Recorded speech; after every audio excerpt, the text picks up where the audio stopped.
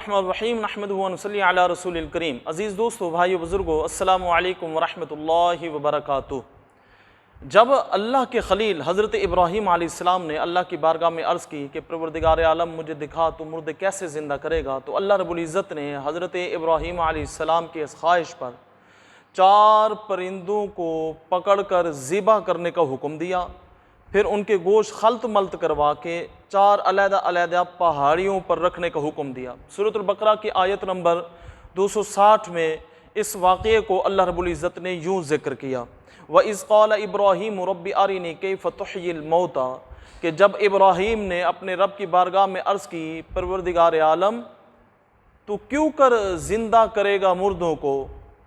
تو اللہ رب العزت نے ارشاد فرمایا، قَالَ اولم تؤمن، اللہ رب العزت نے ارشاد فرمایا کیا تو اس پر ایمان نہیں رکھتا؟ قال بلا، تو حضرت ابراہیم نے عرض کی کیوں نہیں، ایمان تو رکھتا ہوں، ولکن لیطمئن قلبی،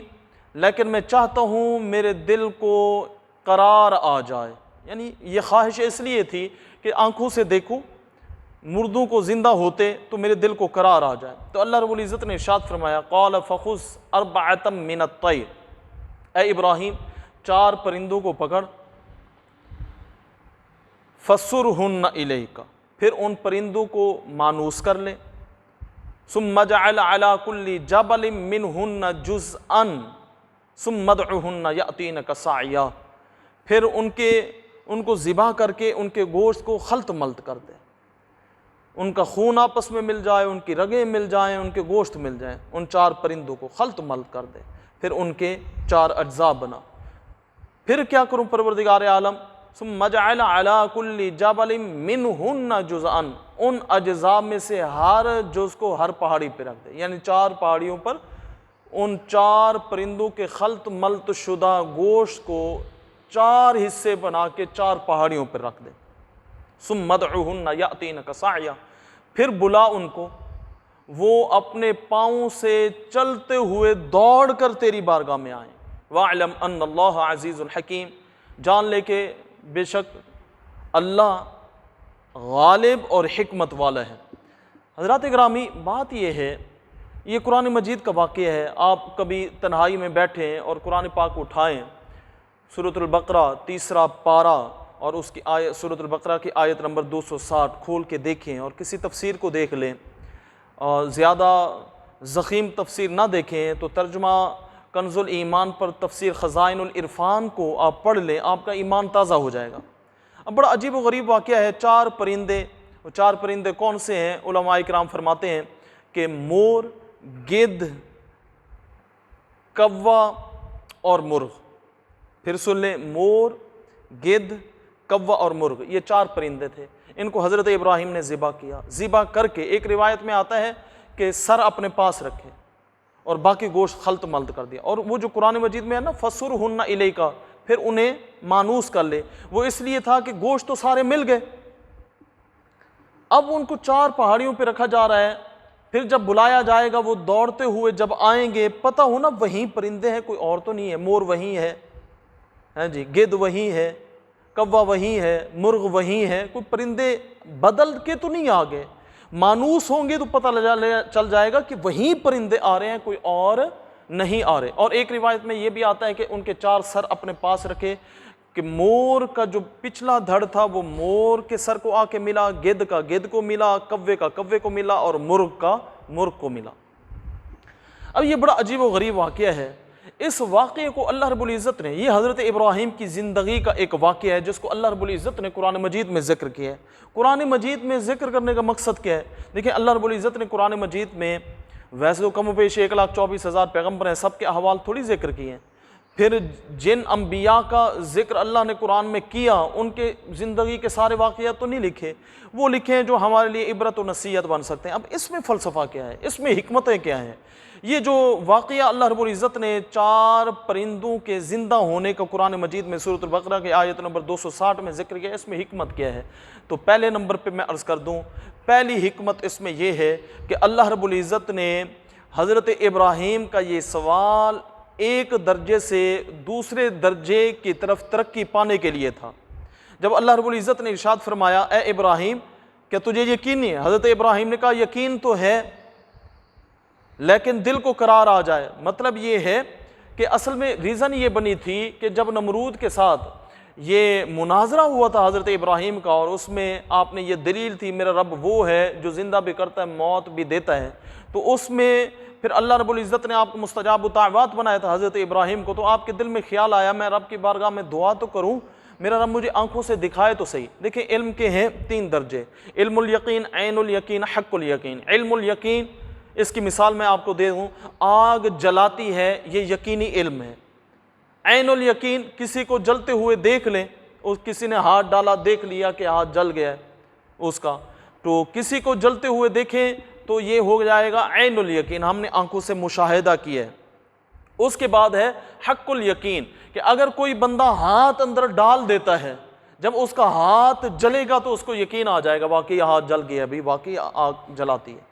تو یہاں پر حضرت ابراہیم علیہ السلام نے اللہ کی بارگاہ میں جو دعا کی یہ اس لیے تھی کہ اب علم الیقین سے اگلا درجہ جو ہے عین الیقین کا، اے پروردگار عالم اس مشاہدے کے ذریعے مجھے وہ عطا فرما دے۔ یہ تو یقینی بات ہے تو مردوں کو زندہ کرے گا، لیکن آنکھوں سے مشاہدہ ہو جائے تاکہ کوئی مجھ سے پوچھے تو میں کہہ سکوں کہ میں نے مشاہدے سے یہ کام دیکھا ہے، میرا رب زندہ کر سکتا ہے۔ تو یہ ایک علم کے درجے سے دوسرے علم کے درجے پر، اس سے بلند درجے پر کیونکہ ترقی پانے کا ذریعہ تھا۔ یہاں پر نا ویسے امام رازی نے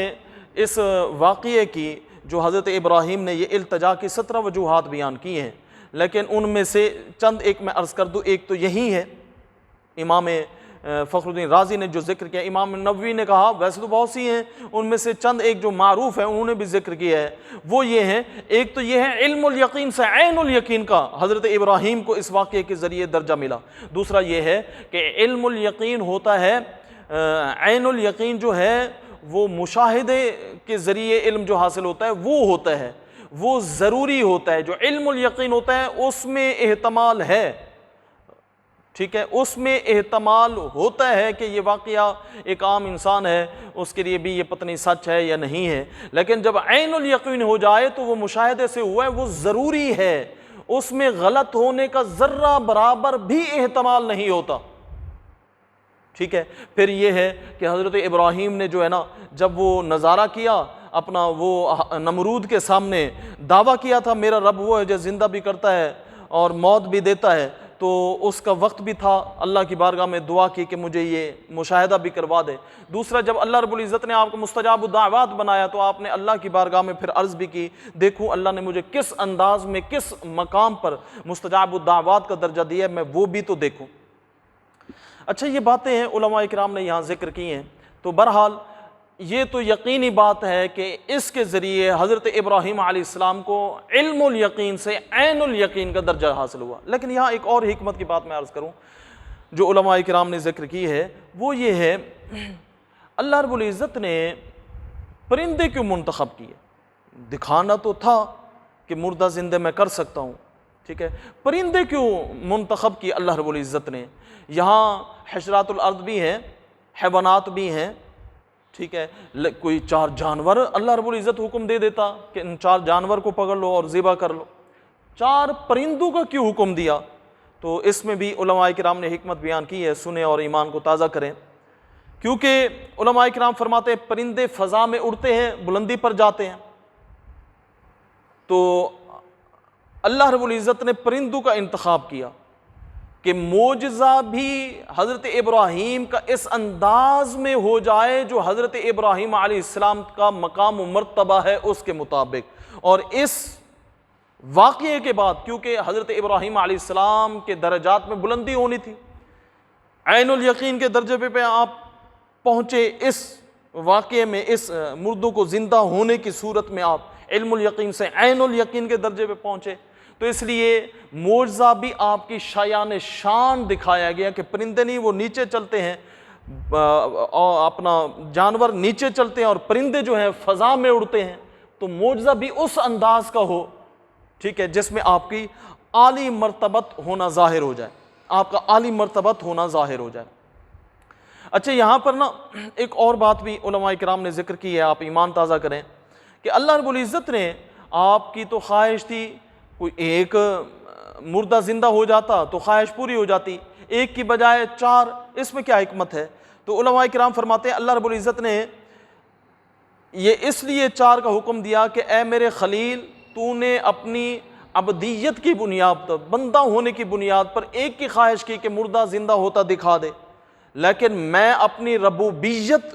کی شایان شان ایک کی بجائے 4 مردوں کو زندہ کر کے دکھا رہا ہوں تاکہ آپ کا یقین بڑھ جائے۔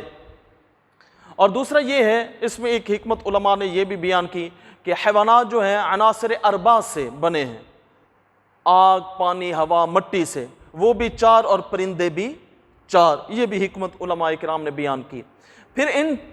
پرندوں میں سے ان 4 کا انتخاب کیوں ہوا؟ ان کے علاوہ اور بھی تو بہت سے ہیں جی، چڑیا ہے، طوطا ہے، کبوتر ہے اور بہت سے ہیں، ان 4 کا انتخاب کیوں ہوا؟ اس میں بھی علماء کرام نے ایک حکمت بیان کی ہے، آپ ذرا غور فرمائیں۔ بعض انسان وہ ہوتے ہیں جن کے اندر زیب و زینت کی اور عالی مرتبت ہونے کی خواہش ہوتی ہے، اور یہ چیز مور میں پائی جاتی ہے۔ بعض انسان وہ ہوتے ہیں جن میں جو ہے نا کھانے کی طلب زیادہ ہوتی ہے، وہ حلال و حرام کا فرق بھی نہیں کرتے، یہ چیز گدھ میں پائی جاتی ہے۔ بعض انسان ایسے ہوتے ہیں جن میں جو ہے حرص زیادہ ہوتا ہے، ہر وقت کمانا، ہر وقت اس کی فکر میں رہنا، اور یہ چیز کوے میں زیادہ پائی جاتی ہے، کیونکہ کوہ جو ہے وہ سخت سردی میں بھی، یہ واحد پرندہ ہے، سخت سردی میں بھی باہر نکلتا ہے، رات کو بھی باہر نکلتا ہے، علماء کرام نے لکھا ہے۔ اور بعض انسان ایسے ہوتے ہیں جن میں فرج کی خواہش زیادہ پائی جاتی ہے، اور یہ چیز مرغ میں پائی جاتی ہے۔ تو اس لیے ان 4 پرندوں کا انتخاب کیا گیا کہ اگر کوئی انسان یہ چاہتا ہے کہ اللہ کے نور سے ہمارا باطن منور ہو جائے اور جگمگا جائے، اللہ کے نور سے ہم روشن ہو جائیں، تو اس کے لیے ضروری ہے یہ 4 جو برائیاں ہیں، مثلا زیب و زینت اور عالی مرتبت ہونے کی خواہش، زیادہ کھانے کی خواہش، فرج کی خواہش اور حرص، زیادہ کمانے کا حرص، زیادہ جمع کرنے کا حرص، یہ 4 چیزیں جو ہیں ان کو ذبح کر دو، اللہ رب العزت کا ایسا نور نصیب ہو جائے گا کہ باطن منور ہو جائے گا۔ اس واقعے سے یہ بھی ایک حکمت ہے۔ ایک اور حکمت یہ بھی ہے کہ جو رب 4 پہاڑیوں پر علیحدہ علیحدہ گوشت کے 4 حصے ان کو حضرت ابراہیم کے سامنے ملانے پر قادر ہے کہ مور کے اجزاء مور کے پاس گئے،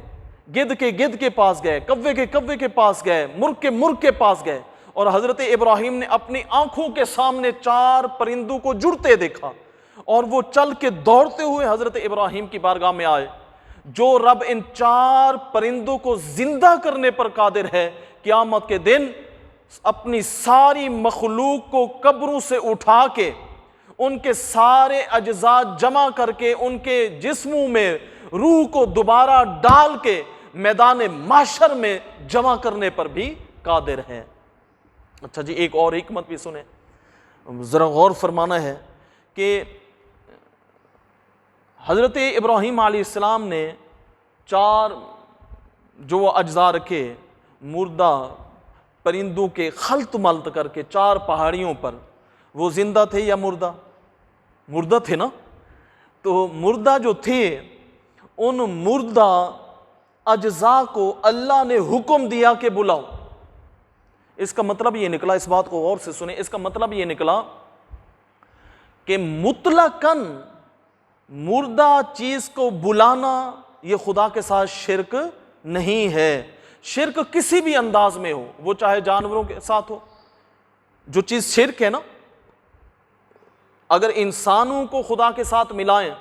شرک ہے، تو جانوروں کو خدا کے ساتھ ملائیں شرک نہیں ہوگا، فرشتوں کو خدا کے ساتھ ملائیں شرک نہیں ہوگا۔ شرک تو شرک ہے، وہ تو چاہے انسانوں کو اللہ کے ساتھ برابر کریں، حیوانوں کو کریں، پرندوں کو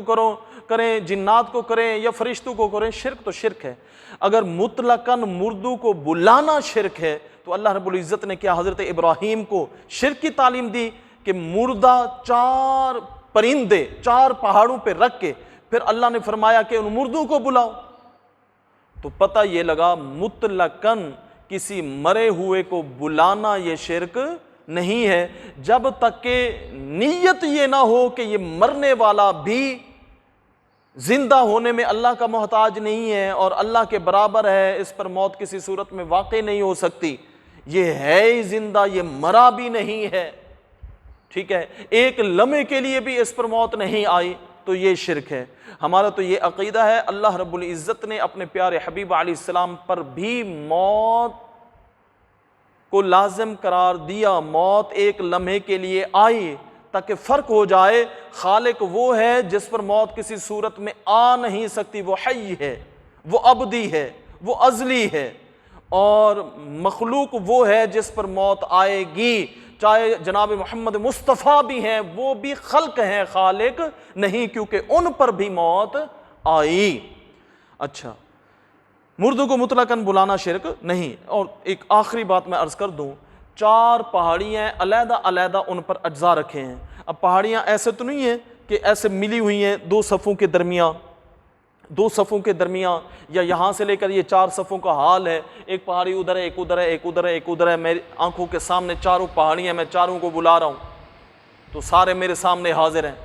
پہاڑ تو دور دور ہوتے ہیں، پھر پہاڑوں کی چوٹی پر وہ اجزاء رکھے گئے، اس کا مطلب ہے مردے کو بھی بلایا، اور بلایا کہاں سے؟ دور سے یا نزدیک سے؟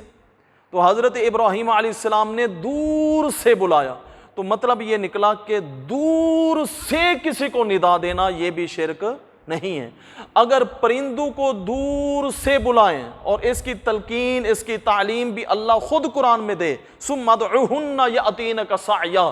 دور سے مرے ہوئے پرندوں کو بلانے پر اگر شرک نہیں، تو روضہ انور میں جو اللہ کا نبی جس کو اللہ نے حیات عطا فرمائی اور اپنے روضہ انور میں حیات ہیں،